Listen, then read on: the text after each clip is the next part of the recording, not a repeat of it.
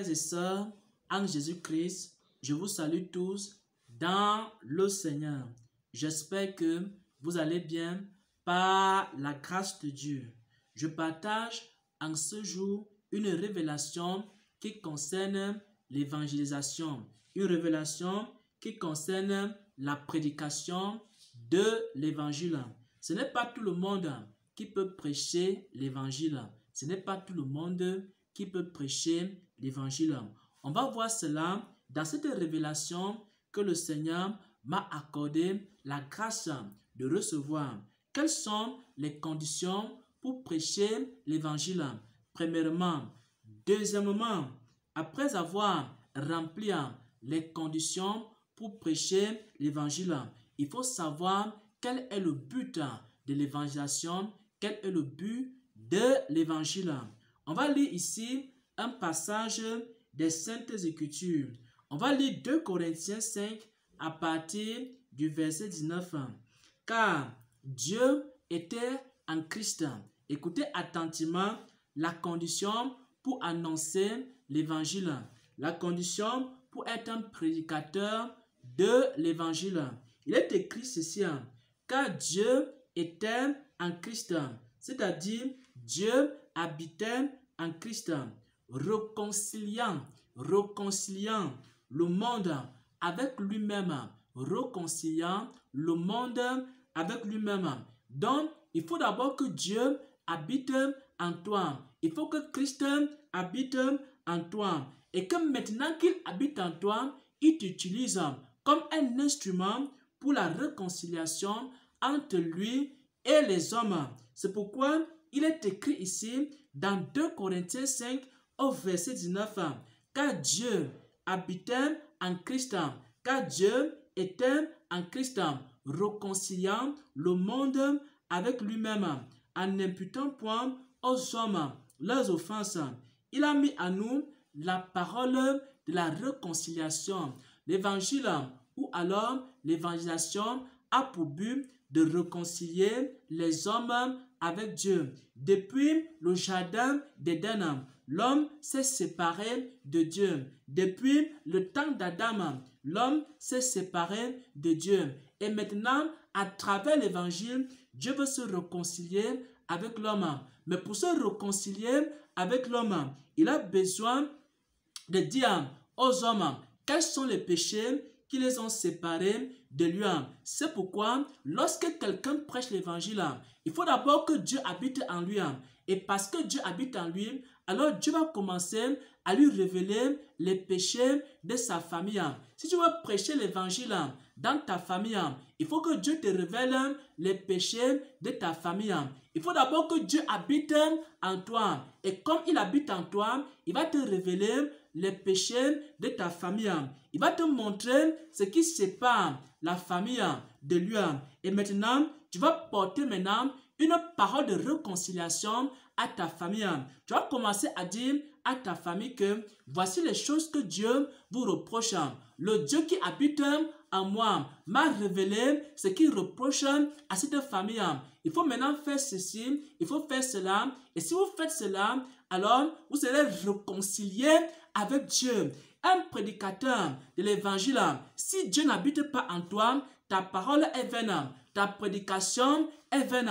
La première condition, c'est que Dieu habite en toi. Et le Dieu qui habite en toi va te révéler les péchés de ta ville. Et maintenant, tu peux prêcher l'évangile dans ta ville. Dieu va te dire que dans cette ville, il y a tel ou tel péché. Et maintenant, pour que cette ville puisse se réconcilier avec moi, alors il faut qu'elle fasse ceci, il faut qu'elle fasse cela. C'est la même chose qui s'est passée à Ninive. Jonas a été envoyé à Ninive et Dieu a révélé les péchés de Ninive à Jonas.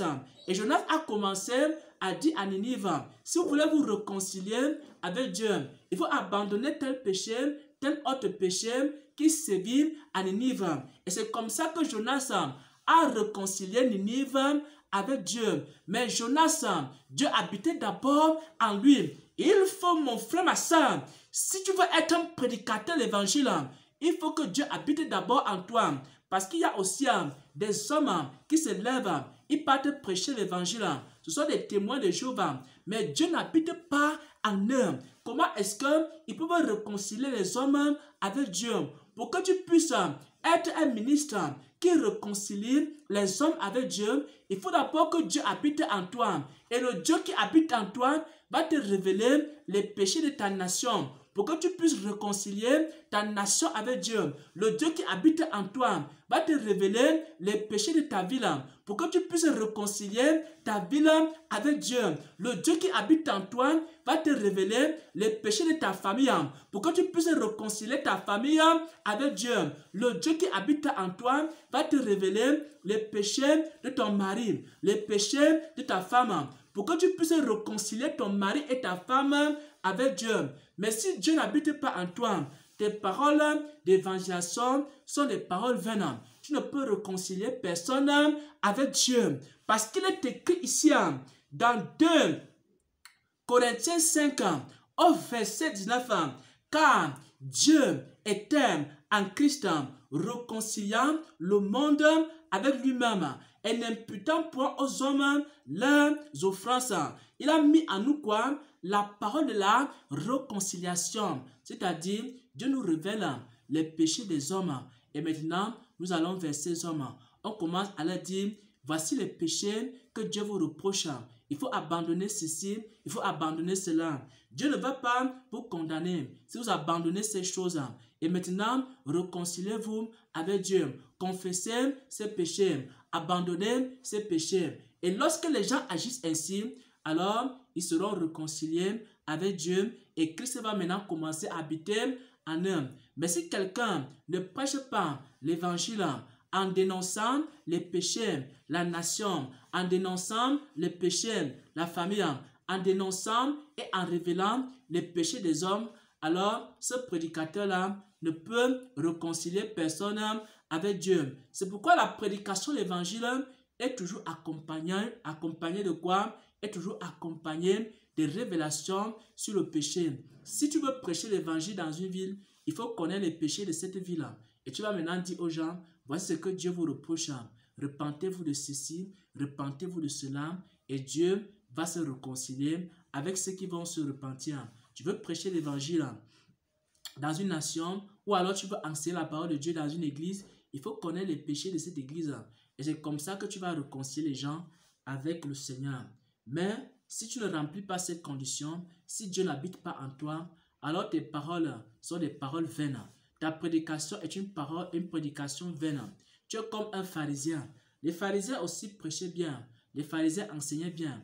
Mais Dieu n'habitait pas dans les pharisiens. Et les pharisiens ne pouvaient réconcilier personne avec Dieu. Mais par contre, l'apôtre Paul, Dieu habitait en lui. Et maintenant, il avait les révélations de Dieu. Il connaissait les péchés de chaque ville. Il connaissait les péchés de chaque nation. Il connaissait les péchés de son époque. Et maintenant, lorsqu'il prêchait l'évangile dans son époque, il révélait ces choses-là. Et les gens abandonnaient ces choses et ils se tournaient vers Dieu. Et aussi, lorsqu'on prend l'évangile dans ces temps de la fin, il faut aussi connaître les péchés des temps de la fin. Il faut que toi qui es un prédicateur de l'évangile des temps de la fin, il faut d'abord premièrement que Dieu habite en toi. Et ensuite, le Dieu qui habite en toi va te révéler les péchés des hommes des temps de la fin. Et tu vas donc commencer à révéler ces péchés-là. Et ceux qui vont écouter, ils vont se repentir, ils vont se tourner vers Dieu. Et c'est comme ça qu'ils vont se réconcilier avec Dieu.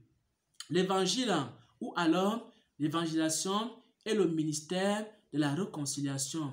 Lorsqu'on part prêcher l'évangile, on part réconcilier les gens avec Dieu. Et pour réconcilier les gens avec Dieu, il faut qu'on leur fasse connaître d'abord ce qui les a séparés de Dieu. Et on doit leur révéler les péchés qui les ont séparés de Dieu. Et maintenant, lorsqu'on les a révélés cela, alors ils peuvent confesser ces péchés, ils peuvent abandonner ces péchés, et à la fin, ils sont maintenant réconciliés avec Dieu. C'est ça l'évangile. C'est ça la vraie prédication de l'évangile. C'est la réconciliation entre l'homme et Dieu à travers la révélation de l'état de pécheur de l'homme. Il faut que Dieu te révèle ton état de pécheur et qu'il te révèle ce que il t'a, la raison pour laquelle il est fâché contre toi, la raison pour laquelle il a été séparé de toi. Et maintenant, toi, tu vas confesser ses péchés et simplement, le Seigneur va faire quoi? Il va te pardonner.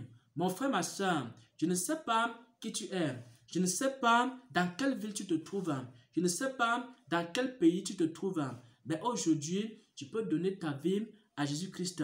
Le Seigneur a besoin de toi dans sa moisson. Le Seigneur a besoin de toi dans son royaume. Pourquoi? Parce qu'il ne t'a pas créé pour t'envoyer en enfer. Il t'a créé pour la vie et la vie en abondance.